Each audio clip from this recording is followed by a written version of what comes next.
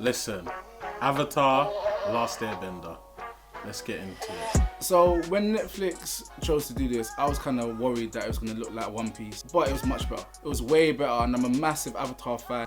I did like the series, and I was very surprised to find out that Nickelodeon produced everything. Going into it, you kind of have a little bit of reservation. I tried to go into it with a side of caution, based on the fact that I love Avatar. He looks exactly like the cartoon Avatar as well, I will say. The first season was a bit of a teaser, and it made people want to jump on it and like it. It's true to what we wanted it to be, and that's a proper Avatar story. The first few minutes, I'm like, they've got the intro a little bit wrong. They've merged some of the storyline. At times it felt rushed, but I understand with making it into real people instead of being cartoons, a lot of things can be lost.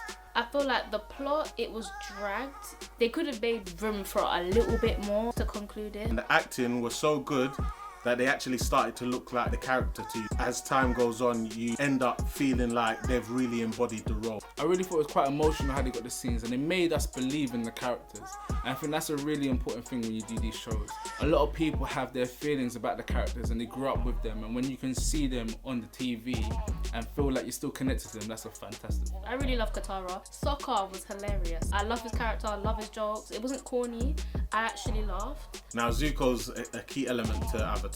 When I look at him, he doesn't really give me Zuko vibes, but the actor did a brilliant job. I really enjoyed Zuko, and I really enjoyed the uncle. Oh my days, I actually missed how cool the uncle was, and everybody really wants an uncle like that. The uncle's a G, the uncle's a bad man. All of the cast, they really embodied the role. A lot of the times when you watch different cartoons that have been made into live action, sometimes it comes across cheesy, but this didn't. Special effects in it was crazy. I'm actually really proud of special effects for the water bending, for the fire bending, and everything just looked proper, and it felt real. From the way that Aang moves, from the way that the water moves, you can tell Netflix put a lot of money inside it. I think what they could have done is added 2 more episodes to the season.